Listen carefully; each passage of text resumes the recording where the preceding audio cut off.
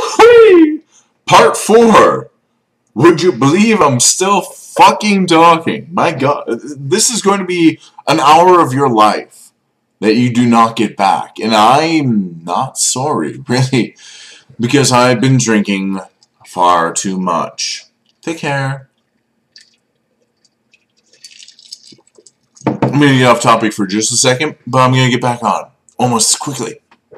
So I've been watching Hurley from Epic Meal Time, and what Hurley says to be a successful YouTuber is consistency.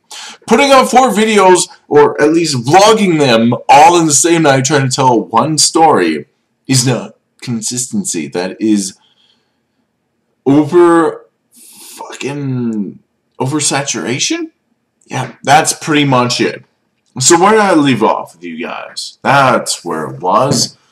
We had just gotten to the public house. Met up with a couple of individuals named Sean and all that. They had a very sketchy bottom floor and bathroom. And so we get back onto the part of the evening that I found interesting. So, sent Ryan to get me a drink. Broken 20. Fixed it. Got me a drink. Come in. I find Amy again. Amazingly enough, out of all of the alcohol and all of the drunken shenanigans that have occurred so far, which really wasn't anything, really, it was just me getting drunk, I ran into Amy and her 4 or 3 friends, who I met on the bus, whose names I do not recollect, and whose faces I barely recognized when I saw them. I just recognized Amy because of there's something wrong with her face. But it was alright. She was a cute white girl. And, so, I'm sitting there, and Amy's like, you know what? My friend, Chantel, it's her birthday as well. I look over at this Lebanese, not Lebanese, what's the other type of people there from that part of the country?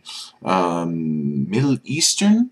Yes, I suppose that'd be it. Not Hindu, that's not really a Middle Eastern girl. I look over at her, I'm like, it's her birthday as well. It's my birthday too. And she's like, well, what kind of coincidence? I'm like, why aren't you not drinking? She's like, I do not have a drink. I'm like, fine, what do you want? She's like, vodka tonic. So I went and got her a vodka tonic somehow. Because at this point, it was almost like a given miracle. I was still probably walking. And so got her that drink and chatted a little bit, and then we had heard something over the intercom, which was indecipherable to me, and the girl's like, hey, we have to go across the street to Oil City Roadhouse. I'm like, okay, sounds good, let's go! Let's get over there. So we go over there, and before I get to the Oil City Roadhouse, while I was wandering around the public house, I ran across these 2 individuals I had noticed on the pub crawl that were on the same bus as me. And one was a terribly emo kid with this hair party. I don't have long enough hair to represent this emo child, but him and his friend were very solemn-looking people. They look so sad. They're sitting there. They're holding their drinks. Oh, girls don't like us. I walk up to them and I'm like, gentlemen, today is not a day to be so depressed. Smile. Look happy. This is one of the most wonderful days of the year. This is St. Patrick's Day. This is day to officially get drunk. Try to smile. And they just looked at me. And I'm like, try a little harder. And I walked away, and of course, they badmouthed me and talk shit, and luckily I looked back and I could see them smiling as they were talking shit about me, and you know, that's what matters. It does not matter that they were probably saying horrible, detrimental things about me. I don't really care. The thing that matters was that they were smiling. And that's what counts in the end, doesn't it? And to me, that day, it did. So, we ended up over at the Oil City Roadhouse. From there, hung out, tried to stick close to Amy and Chantel. I do not remember the other 2 girls' names whatsoever. So they end up on the dance floor, of course, like a majority of girls do. And it had a very large and loud dance floor. So me being a completely inebriated state. I'm like, you know, I'm going to enjoy myself. So I got out there, and I fucking tore it up. I danced like a bastard. Like a demon with dance hex on him. I danced her up quite miraculously, and I looked over, and Ryan was not participating in these festivities whatsoever. So I had pulled the digital camera out of the breast pocket of my jacket, and I ended up completely fucking ripping out that pocket, practically. So I tore out that pocket, and I tossed the camera to Ryan in the most unsportsmanlike way possible, knocking over my beer, almost fucking taking his drink out completely. Luckily enough, it's a waterproof camera. It'll survive. And it's shockproof and all that shit up to a certain 1.8 meters and all that crap. So, I throw it at him, knock a bunch of shit over. He takes a bunch of pictures of me, just fucking hammered, dancing like a goddamn demon. And danced for quite some time, a few songs. I ended up dancing with a couple other girls. I didn't even know who they were. Ryan said that he was approached by these two girls and like, why are you taking photos? Are you a photographer? He's like, no, my friend is extremely drunk and I have to capture these moments on film. And I appreciate those because I was looking at the photos the next day. I'm like, my God, I was getting sweaty. I could see like a little bit of perspiration on my forehead and then circle. And then next thing I know, it's fucking just pouring down my neck. It was like a goddamn waterfall. And Niagara Falls was going down my fucking neck. It was incredible. That is how much fun I was having. I was dancing like a retard, did not care, and fucking sweating like a bastard doing it, and having a wonderful time. Ended up, I was so fucking trashed. Ryan ended up getting me water. And we went and sat over a corner booth, and there was a bunch of abandoned St. Patrick's Day swag sitting there. So I put on these shamrock sunglasses and posed a bit for him. Posed for my camera, of course, for the memories. And then ended up getting a little bit more sense back to me after about 2 or 3 waters. And wandering back on the dance floor, dancing with the ladies a bit longer, and actually hanging off pretty nicely with this Chantel. Or at least, that is the name that she put in my phone. She took my phone, put her name in it, although I can't find her on Facebook. I don't think she exists. I think that was a pseudonym. Suitor name. Apparently, that's the appropriate North American way of saying it, but I saw, or I witnessed the first instance of a suitor name, a fake name, on Rock and Rolla, which is a bunch of British people. So when they say it, they say pseudonym, which sounds like a whole one word, but it's not. From OC Roadhouse, I took out more money, which was probably a horrible idea because those bank machines cost $3 per transaction. Now, I remember when they were $1. Fucking Jesus. I took $100 out before the beginning of the evening, but that was not, obviously, not enough to get me through. At that point, Adele and Cindy were texting me, and they're like, where are you? Where are you? I'm like, I'm on Jasper. And they're like, why are you on Jasper? I'm like, that's where the bus took me. And then Cindy's like, where are you? I'm like, Oil City Roadhouse? I was so drunk, I actually was not too sure where I was. And she's like, actually, I have to look up what her response was, but whatever it was, it had a question mark, and I was actually annoyed by the fact that she replied with a question mark, because I was drunk and retarded. Oh, here we are. There we go. Where are you at, Cindy? Oil City Roadhouse? Question mark. She responds 4 minutes later, no, question mark. And I respond, last I checked. That is a fucking ignorant thing to do to an incredibly drunk person who is not very aware of their surroundings. Alright? I had a lot to drink. I had been drinking for quite some time to patronize that person to just belligerently offend them? Fuck you, you bitch. God damn it. Sorry to get so angry and spiteful, but I found that horribly annoying. So, we gotten back on the bus. Chantal made sure I made it, which was quite nice of her. She's very cute. And her friend Amy was complaining that she was cold on the drive there.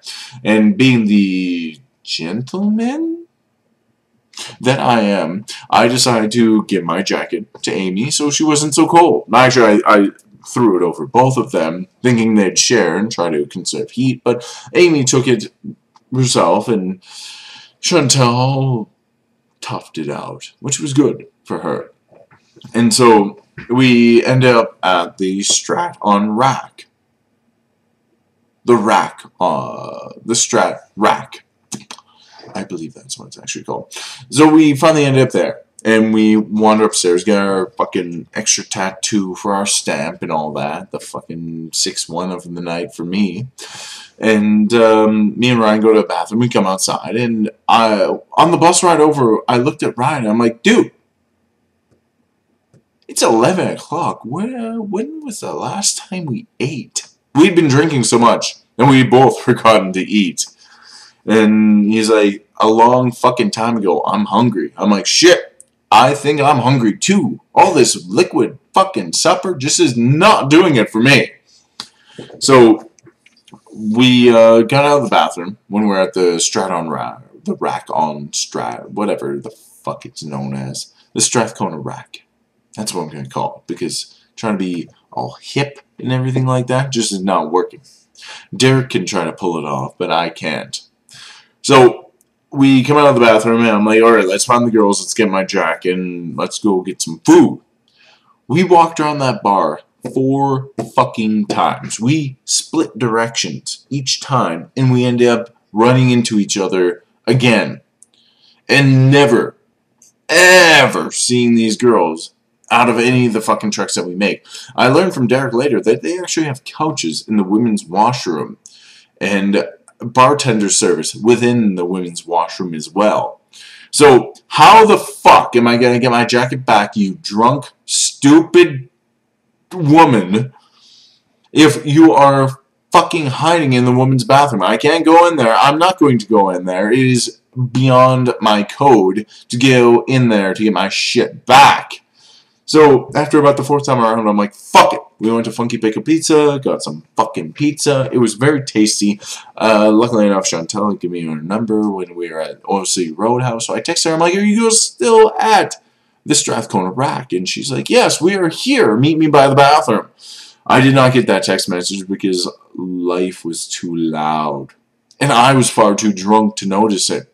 So we wandered back there. Luckily enough, we had our stamps to get back in very quickly, and we made a couple more rounds. I ended up finding their 2 friends whose names escape me. Actually, I probably never knew them in the first place. I ran into them on the dance floor, so I decided to do a little bit of dancing. And then luckily enough, Chantal showed up, and she did some dancing as well. Now, here's where things got weird. Not weird. Here's where things got to the point where I decided I was done. While we were at the Old City Roadhouse, I was dancing with Chantal, and the emo kids show up, and the one emo with the fucking slick down hair looks like the lead singer from Good Charlotte wearing his sister's jeans. He comes up to Amy, he starts chatting with her, and Chantal's like, Amy's really creeped out by this guy, and as a friend, I want to get her away from him so she doesn't have a bad evening. On 3, let's call out shots. 1, 2, and we both call out shots. And we all force the girls off the dance floor to go to the fucking bar to get some shots. Unfortunately, the girls were not fully into this plan because they just wandered off the dance floor and they stopped. And I look back and there's the 2 emo kids just staring at us. And I'm staring at them. And the girls are just standing there. I'm like, we should keep moving to the bar to get shots. And then the emo kid comes around before they even get to the bar, which way they were not even trying to get to. So I kept that in mind, that, hey, these girls get uncomfortable when there are men around that they're not accustomed to. And so I'm standing by the dance floor. I danced my ass off. I got my jacket back. That's all that really mattered. And the girls, a couple of them, Chantel and the two friends, were still on the dance floor. Amy was nowhere to be seen. And so, or actually no, I think Amy and another girl were standing with me and Ryan by the dance floor while Chantel and someone else, the other girl, number 4, were on the dance floor. And Amy and the other girl are like, oh, we have to go to that bathroom. I'm like, oh, cool. Whatever. I'm having a drink. I'm all good. And then everyone disappears. They all disappear. And I think to myself, these girls are probably creeped out by us. And I look at Ryan. I'm like, I'm done. He's like, what? I'm like, I'm done. Let's go. He's like, what? I'm like, yeah. He's like, aren't you going to say goodbye? I'm like, no. Because I have the impression that I am imposing on these girls' wonderful evening, and I've had tons of drinks, I've had tons of fun, and I'm done with the evening. I've had it good. I'm not going to try to prolong anything or try to overexert myself into anything, because it'll probably just end up in disappointment and failure. And so we left. I texted Chantel. I'm like, hey lady, sorry, leaving, calling it a night. Hope you have a wonderful time. And she's like, oh, I'm so sad that you left. Have a good time, handsome. Such a cute girl. I should have gone back for her. Ryan talked me out of going back for her, which is probably a very good friend thing to do. And I appreciate that. I really appreciate that. I needed someone to be the voice of reason, the one watching out for me and keeping me out of trouble. And so we went to Dairy Queen and Tim Hortons. I think he had a super bagel or something. I had myself a dirty burger because that funky pickle pizza was not nearly enough. Me and Ryan went back to my place, and I think we tried to watch Redline again, but I fell asleep. I was so fucking drunk. And I thank you, each and every 2 of you, that will watch this long, epic adventure of mine. And I bid to you good night.